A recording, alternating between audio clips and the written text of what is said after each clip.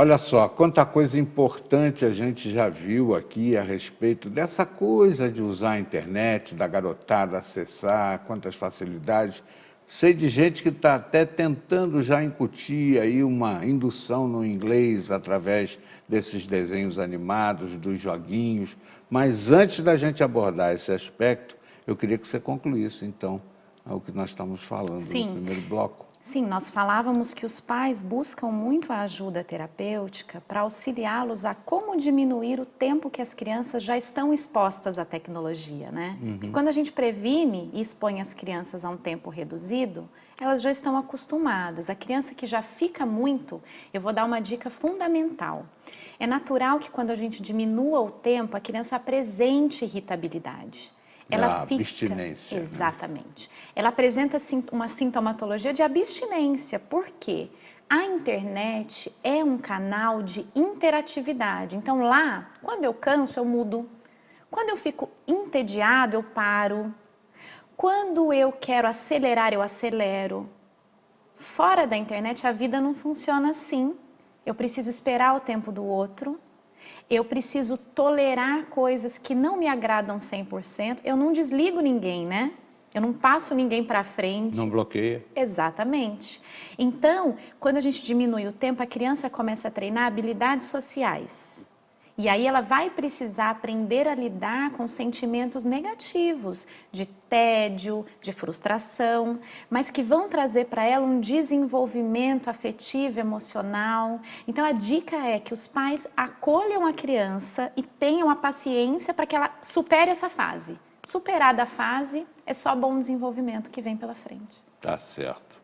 E essa coisa de usar esses mecanismos também para incutir novas culturas, né? Como eu tenho amigos que colocam os textos dos desenhos, das indicações em inglês, para forçar a criança a ter uma língua, naturalmente uma língua estrangeira. Naturalmente. Tudo na infância é bem natural.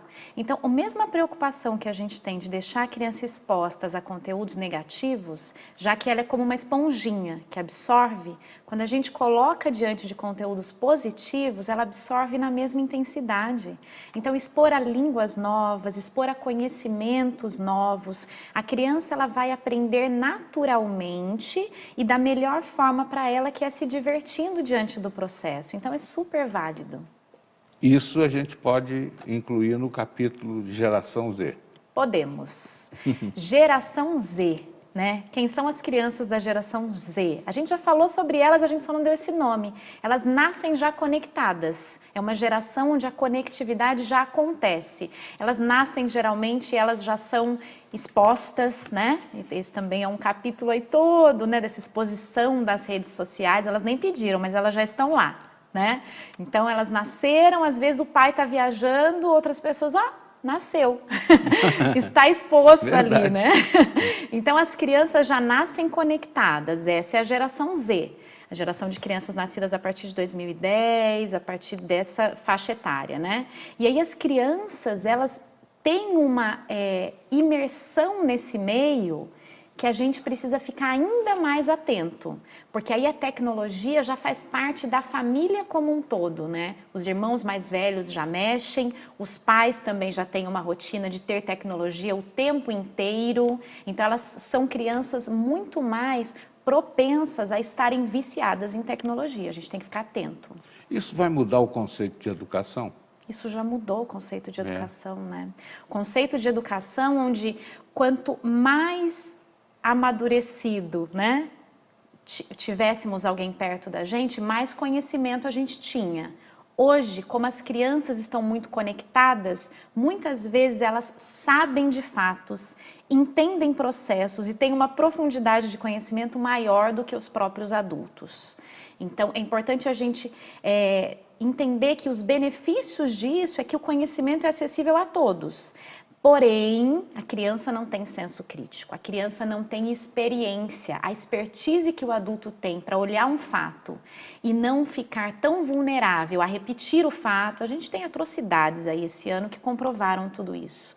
A não seguir aqueles passos, a discernir o que é bom para mim e o que não é. Esse filtro a criança nunca terá. A gente só tem isso com vivência, com experiência, né? Então, o conhecimento por si só não é o fundamental. Conhecimento aliado à experiência é mais seguro sempre. Agora, essa intimidade que a criança tem, né, de lidar com todos esses conceitos modernos, com a tecnologia e tal, eu tenho a impressão que isso vai dar um deslanche favorável quando se aplicar efetivamente essa indústria 4.0 que está sendo tão anunciada e tão temida, né? Porque dizem que, inclusive, muitas das profissões atuais vão sumir do mapa, dando surgimento a outras, tudo voltado com essa história da internet. E essa intimidade, desde criança, talvez seja um fator facilitador para a absorção dessa. Eu acho que é o próprio combustível desse processo, né? Naturalmente, as modificações acontecem com a facilidade que as pessoas têm de acesso a conhecimento, a necessidade das profissões vão se modificando, né?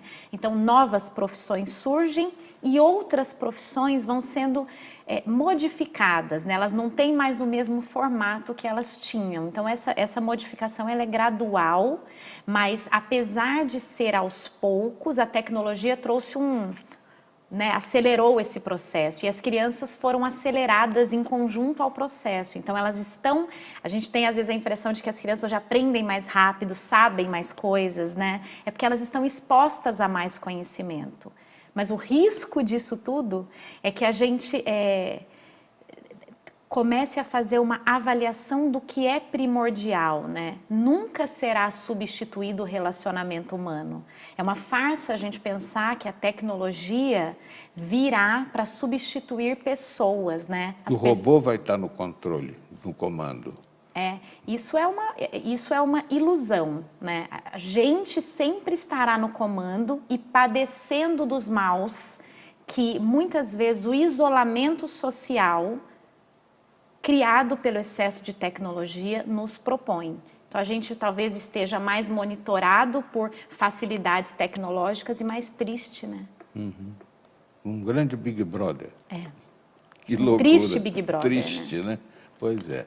Mas eu acho que tem prós e contras, e na balança, se bobear, os prós são mais fortes. Também acho, acredito nisso.